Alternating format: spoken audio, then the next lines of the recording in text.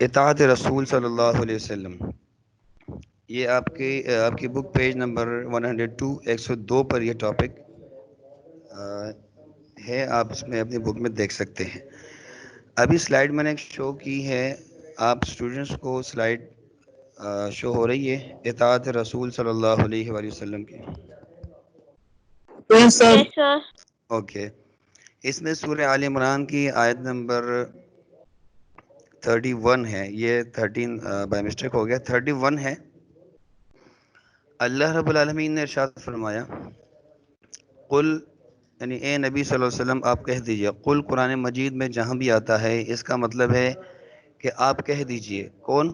یعنی آپ صلی اللہ علیہ وسلم پر قرآن نازل ہوا ہے، اس لیے اللہ رب العالمین آپ صلی اللہ علیہ وسلم سے ارشاد فرما رہا ہے کہ آپ کہہ دیجئے، یعنی لوگوں کو کہہ دیجئے کیا چیز؟ ان کنتم تحبون اللہ، اگر تم اللہ کی محبت رکھتے ہو یا اللہ سے محبت رکھتے ہو یا اللہ سے محبت کرتے ہو تو کرنا کیا ہے پھر؟ فتبعونی، یعنی آپ ان سے کہہ دیں کہ میری تابعداری کرو، میری پیروی کرو، میری اتباع کرو.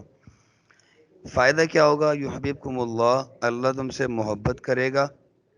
ویغفر لکم ذنوبکم، اور تمہارے گناہوں کو بخش دے گا. واللہ غفور رحیم، اللہ تعالیٰ بخشنے والا مہربان ہے.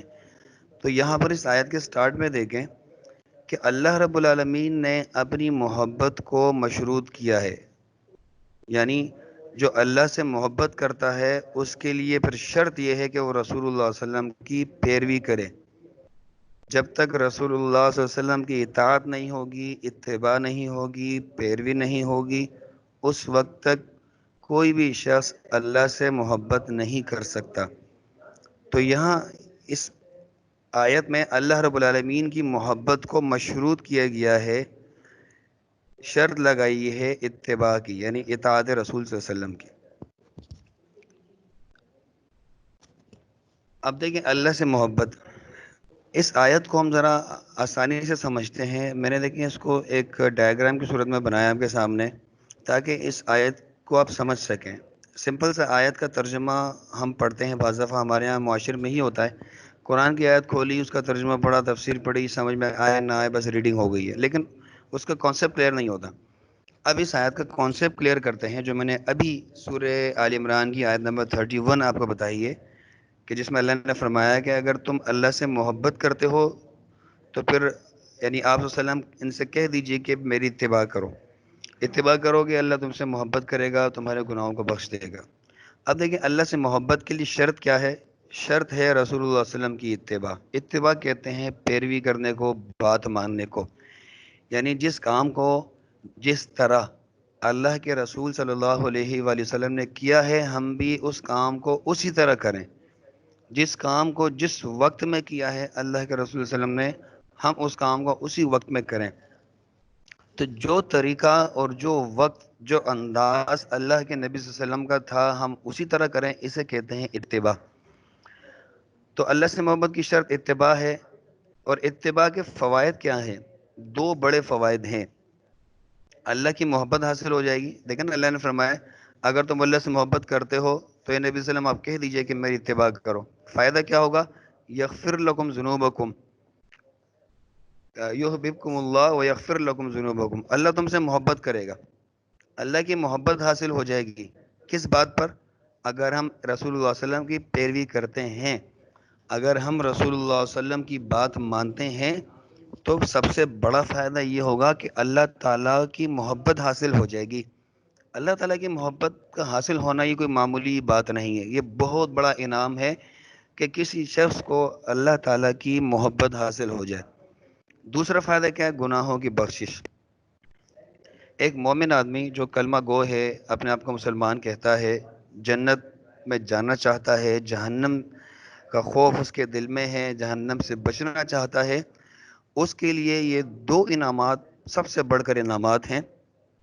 ظاہر ہے جب حشر کا دن ہوگا اللہ رب العالمین فیصلے فرمائے گا، جنت اور جہنم کے فیصلے فرمائے گا، تو جس بندے کو یہ پتہ چل جائے کہ اللہ تعالیٰ مجھ سے محبت کرتا ہے، اسے کتنا اطمینان ملے گا، کتنا سکون ملے گا کہ وہ دن جو بڑا سخت دن ہوگا، اور اس دن اللہ رب العالمین کی محبت مجھے حاصل ہو جائے گی۔ تو بہرحال اللہ کی محبت حاصل ہو جائے گی۔ دوسرا ہے کہ گناہوں کی بخشش، گناہوں کی بخشش بھی ایک مومن کو پتہ چل جائے کہ بھئی اللہ تعالیٰ آپ کے گناہ بخش دے گا، تو پھر اس کے لیے اس سے بڑھ کر اور بات کیا ہونی چاہیے کہ میرے گناہ جو قیامت کے دن میں حساب کتاب نہیں دے سکوں گا، میرے گناہ جو ہے وہ ان کی بخشش ہو جائے، معاف ہو جائیں۔ تو اس آیت کو آپ اس طرح سمجھ سکتے ہیں کہ اللہ کی محبت کے لیے شرط کیا ہے؟ رسول اللہ علیہ وسلم کی اتباع۔ رسول اللہ علیہ وسلم کی اتباع کے فوائد کیا ہیں؟ دو فائدے ہیں، اللہ کی محبت حاصل ہوتی ہے اور گناہوں کی بخشش حاصل ہوتی ہے، انسان کے گناہ بخش دیے جاتے ہیں۔ رسول اللہ صلی اللہ علیہ وسلم کے فیصلے کو دل سے تسلیم کرنا، یہ بھی اتباع اور محبت کے اندر شامل ہے۔ یعنی جب رسول اللہ صلی اللہ علیہ وسلم سے محبت ہر چیز سے بڑھ کر ہے اور رسول اللہ صلی اللہ علیہ وسلم کی اتباع اور اطاعت بھی ہے، تو پھر جس کام میں رسول اللہ صلی اللہ علیہ وسلم فیصلہ فرما دیں، تو رسول اللہ صلی اللہ علیہ وسلم کے فیصلے کو دل سے ماننا، یعنی ایک تو دیکھیں آپ اسکول یا کالج میں پڑھتے ہیں، آپ دیکھتے ہیں کہ ٹیچر نے کوئی فیصلہ کر لیا، دو اسٹوڈنٹس میں آپس میں کسی بات میں بات ہو گئی ہے، اب ٹیچر نے آ کے کسی ایک کے فیور میں ڈیسیجن دیا کہ ہاں بھئی یہ صحیح ہے، اس کا حق ہے۔ اب اس جو دوسرا اسٹوڈنٹ ہے جس کے اگینسٹ میں فیصلہ جا رہا ہے، اس نے بات تو مان لی کہ ٹھیک ہے، لیکن دل میں اس کو اچھا نہیں سمجھا اور یہ سوچ رہا ہے کہ نہیں ہے جو ہمارے ٹیچروں نے اچھا فیصلہ نہیں کیا۔ تو یہ دل سے تسلیم کرنا نہیں ہے۔ دل سے تسلیم کرنا یہ ہے کہ جب ٹیچر فیصلہ کر لے کہ ہاں یہ اس بندے کے فیور میں فیصلہ جا رہا ہے، جو دوسرا اسٹوڈنٹ ہے جس کے اگینسٹ میں جا رہا ہے فیصلہ، جس کے خلاف جا رہا ہے، وہ دل سے اس پر ایگری ہو جائے کہ ہاں بس ٹھیک ہے، میرے ٹیچر ہیں، بہتر ہی فیصلہ کیا ہوگا، میں دل سے تسلیم کرتا ہوں، دل میں کوئی ٹیچر کے لیے کوئی نیگیٹو تھنکنگ نہ رکھے، کوئی نیگیٹو بات نہ رکھے۔ تو یہی رسول اللہ صلی اللہ علیہ وسلم کے فیصلے کے بارے میں دیکھیں، سورہ نساء آیت نمبر 65 ہے، اللہ رب العالمین نے فرمایا فلا وربک، دیکھیں اللہ رب العالمین قسم کھا رہا ہے اپنی قسم، فلا وربک، تمہارے رب کی قسم ہے، یعنی رسول اللہ صلی اللہ علیہ وسلم سے ارشاد فرما رہے ہیں، اللہ تعالیٰ فرما رہا ہے کہ تمہارے رب کی قسم ہے، لا یؤمنون حتی یحکموک فیما شجر بینہم ثم لا یجدوا فی انفسہم حرجا مما قضیت ویسلموا تسلیما۔ تمہارے رب کی قسم ہے، یہ کبھی مومن نہیں ہوں گے، یعنی کون؟ لوگ، جب تک اپنے اختلافات میں آپ صلی اللہ علیہ وسلم کو منصف یعنی کہ انصاف کرنے والا نہ مان لیں، فیصلہ کرنے والا نہ مان لیں، پھر آپ کے فیصلے پر اپنے دلوں میں کوئی تنگی نہ پائے، یعنی فیصلہ بھی کر لیا آپ نے،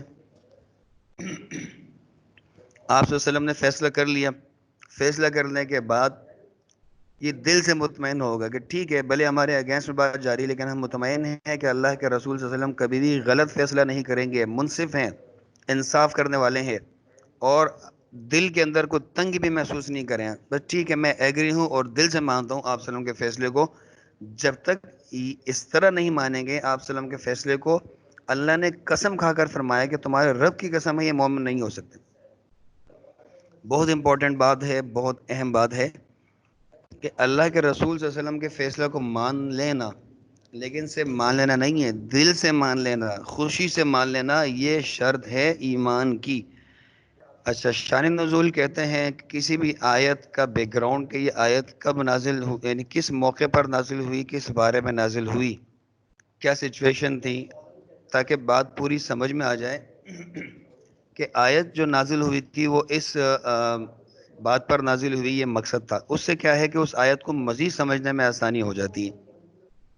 تو یہ جو آیت ہے سورہ نساء کی آیت نمبر 65 ہے، اس کے شان نزول میں ایک واقعہ آتا ہے صحیح بخاری کے اندر، صحیح بخاری حدیث کی کتاب ہے، صحیح بخاری کے اندر واقعہ آتا ہے کہ ایک مرتبہ حضرت زبیر رضی اللہ تعالیٰ عنہ اور ایک انصاری شخص کے درمیان،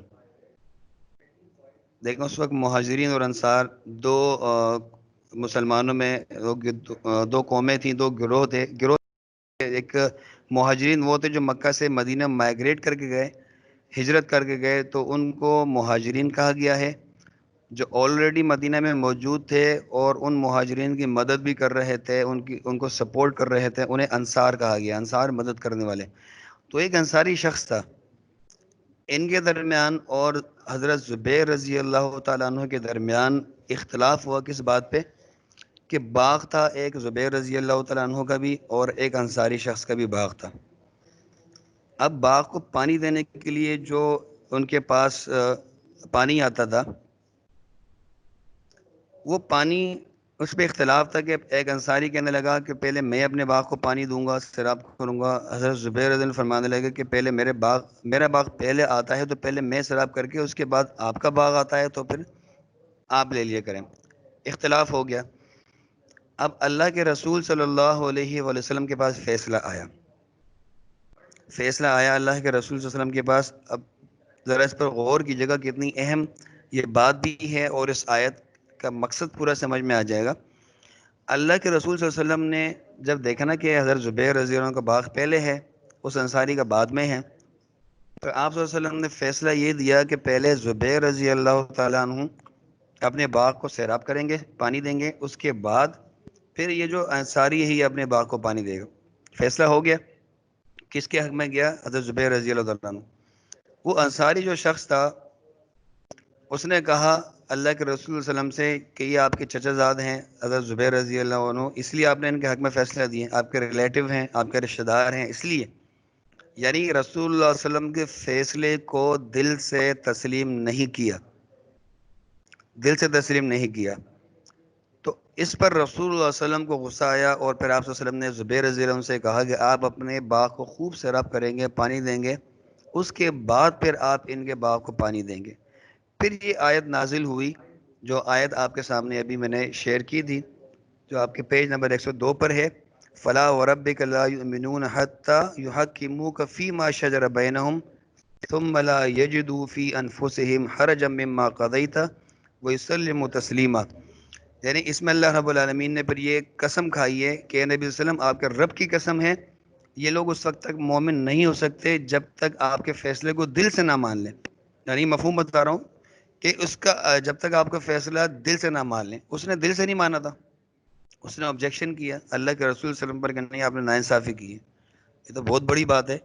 اللہ کے رسول صلی اللہ علیہ وسلم تو انصاف کرنے والے، انصاف سکھانے کے لیے آئے تھے، اب کوئی ان پر اعتراض کرے کہ آپ نے انصاف نہیں کیا تو مطلب یہ کہ بہت بڑی بات ہے، اللہ کے رسول صلی اللہ علیہ وسلم پر بہت بڑا بہتان ہے۔ تو پھر یہ آیت اس بارے میں نازل ہوئی۔ ایک اور حدیث ہے صحیح بخاری کی، جنت میں جانے سے انکار۔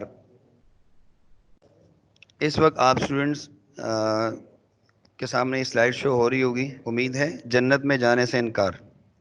صحیح بخاری کے اندر یہ حدیث ہے، آپ صلی اللہ علیہ وسلم نے فرمایا کہ میری ساری امت جنت میں جائے گی سوائے اس کے جس نے انکار کیا۔ یعنی بڑے تعجب کی بات ہے نا کہ میری پوری امت جنت میں جائے گی سوائے اس کے جس نے جنت سے میں جانے سے انکار کیا، یعنی مطلب یہی ہے۔ تو صحابہ نے بڑے تعجب سے پوچھا، صحابہ نے عرض کیا یا رسول اللہ صلی اللہ علیہ وسلم، انکار کون کرے گا؟ جنت میں جانے سے کون انکار کرے گا؟ یعنی ان کو تعجب ہوا کہ ایسا بھی پاسبل ہے کہ کوئی شخص جنت میں بھی جانے سے انکار کر سکتا ہے۔ تو پھر آپ صلی اللہ علیہ وسلم نے فرمایا کہ جو میری اطاعت کرے گا وہ جنت میں داخل ہوگا، اور جو میری نافرمانی کرے گا اس نے انکار کیا۔ بیٹا پھر کسی کا مائک آن ہو گیا ہے، آپ لوگوں کے مائکس کیوں آن ہو جاتے ہیں بیٹا؟ تو اس حدیث پر غور کریں، بہت اہم ہے میرے لیے بھی اور آپ تمام سٹوڈنٹس کے لیے بھی اور تمام لوگوں کے لیے۔ جنت میں جانے سے کوئی بھی انکار نہیں کرنا چاہتا، کوئی بھی نہیں کرتا۔ جنت کی وہ نعمتیں کہ جب ہم سنتے ہیں تو انسان سوچتا ہے کہ یہ تو ہمارے تصور میں بھی نہیں ہے ایسی نعمتیں۔ ہمارے ہاں تو بس کوئی اپر سائڈ پہ جاتا ہے یا کوئی ایسی جگہ پر جہاں اچھا مناظر ہوتے ہیں، بڑا خوش ہوتا ہے، کہتا ہے بھی جنت ہے۔ مثلا جہاں مری وغیرہ یا اس طرح سوات وغیرہ جاتے ہیں، وہ کہتے ہیں بھائی بڑے خوبصورت مناظر ہیں، یہ تو کچھ بھی نہیں ہے۔ جنت کے خوبصورت مناظر تو ہمارے تصور میں بھی نہیں آ سکتے، وہاں کی نعمتیں ہمارے تصور میں بھی نہیں آ سکتی۔ تو مطلب یہ ہے کہ جنت میں جانے سے کون انکار کرے گا؟ اب اس میں دو باتیں ہیں. کیا باتیں؟ کہ جنت میں وہ جائے گا جس نے اطاعت کی، یعنی آپ صلی اللہ علیہ وسلم کی بات مانی. ہاں ٹھیک ہے بھائی، آپ صلی اللہ علیہ وسلم نے کام کیا ہے میں بھی کروں گا. آپ صلی اللہ علیہ وسلم نے اس طرح کرنے کا حکم دیا ہے، میں آپ صلی اللہ علیہ وسلم کی بات مانوں گا، میں آپ صلی اللہ علیہ وسلم کے حکم کی مخالفت نہیں کروں گا. تو یہ ہے جنت میں جانا، جنت میں داخل ہونا. جنت میں جانے سے انکار یہ ہے کہ پتہ یہ ہے کہ اللہ کے رسول صلی اللہ علیہ وسلم نے یہی حکم دیا ہے، لیکن پھر بھی اس کی مخالفت ہو تو جنت میں جانے سے انکار ہے. تو بہرحال جنت میں جانے سے انکار کا مطلب یہی ہے کہ عمل نہ کرے بندہ. اب آپ تھوڑا سا سوچیں کہ کتنے ایسے کام ہیں جن کا اللہ کے رسول صلی اللہ علیہ وسلم نے حکم دیا ہے اور ہم نہیں مانتے، ہمارے معاشرے میں نہیں کرتے. مثال کے طور پر میں نے آپ کو جھوٹ کی اگزامپل دی تھی. آپ صلی اللہ علیہ وسلم نے فرمایا کہ تم جھوٹ سے بچو، جھوٹ نہ بولو. ہمارے معاشرے میں جھوٹ کتنا زیادہ ہے، اتنا جھوٹ بولتے ہیں لوگ کہ جھوٹ کے ہیبچول ہو چکے ہوتے ہیں. باتوں باتوں میں بیٹھے بیٹھے جھوٹے لطیفے بنانا لوگوں کو ہنسانے کے لیے، یہ تو بہت عام ہے. آپ دیکھیں میسیجز پہ، اسی طرح سوشل میڈیا پہ اس طرح کے لطیفے بہت زیادہ چلتے ہیں جن کی حقیقت نہیں ہے، صرف ہنسانے کے لیے. حالانکہ آپ صلی اللہ علیہ وسلم نے 3 مرتبہ ارشاد فرمایا کہ ویل ہے اس بندے کے لیے، ویل کہتے ہیں ہلاکت بربادی کو، ہلاکت اور بربادی ہے اس بندے کے لیے. 3 مرتبہ آپ صلی اللہ علیہ وسلم نے ارشاد فرمایا، کس کے لیے؟ کہ جو لوگوں کو ہنسانے کے لیے جھوٹ بولتا ہے، جھوٹے لطیفے بناتا ہے، یعنی جھوٹی بات بنا دی تاکہ لوگ ہنسیں، لوگوں کے درمیان بیٹھ کے لطیفے سناتا ہے اور پھر لوگ ہنستے ہیں. آپ صلی اللہ علیہ وسلم نے فرمایا کہ ہلاکت اور بربادی اس شخص کے لیے، ہلاکت اور بربادی اس شخص کے لیے، ہلاکت اور بربادی اس شخص کے لیے کہ جو لوگوں کو ہنسانے کے لیے وہ جھوٹ بولتا ہے. تو بہرحال ہمارے یہاں جھوٹ بہت زیادہ عام ہے. اسی طرح آپ صلی اللہ علیہ وسلم نے دھوکہ دینے سے منع کیا ہے. آپ صلی اللہ علیہ وسلم نے فرمایا کہ من غش فلیس منا، جو دھوکہ دے وہ ہم میں سے نہیں ہے. ہمارے یہاں کتنے لوگ ہیں جو اس طرح دھوکہ دیتے ہیں کاروبار میں، بزنس میں، خاص طور پہ جب کوئی چیز سیل کر رہے ہوتے ہیں تو بس وہ ایک خراب چیز دوسروں کو دے دیتے ہیں، سیل کر دیتے ہیں اور سمجھتے ہیں یہ ٹیلنٹ ہے ہمارا. یہ ٹیلنٹ نہیں ہے، یہ دھوکہ ہے. جو دھوکہ دے آپ نے فرمایا وہ ہم میں سے نہیں ہے.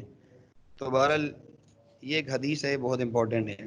اب اطاعت رسول صلی اللہ علیہ وسلم کی میں 2 مثالیں آپ کے سامنے پیش کرتا ہوں، کیونکہ رسول اللہ علیہ وسلم کی اطاعت کی 2 مثالیں ہیں. نیکسٹ سلائیڈ آپ کے پاس شو ہو رہی ہے، اطاعت رسول اللہ علیہ وسلم کی مثالیں. اطاعت رسول صلی اللہ علیہ وسلم کی مثالیں.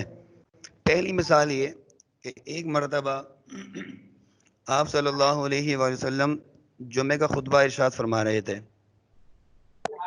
جمعے کا خطبہ ارشاد فرما رہے تھے کہ خطبے کے دوران آپ صلی اللہ علیہ وسلم نے ایک شخص سے کہا کہ اجلس، بیٹھ جاؤ. آپ صلی اللہ علیہ وسلم نے فرمایا. اطاعت رسول صلی اللہ علیہ وسلم کی چند مثالیں.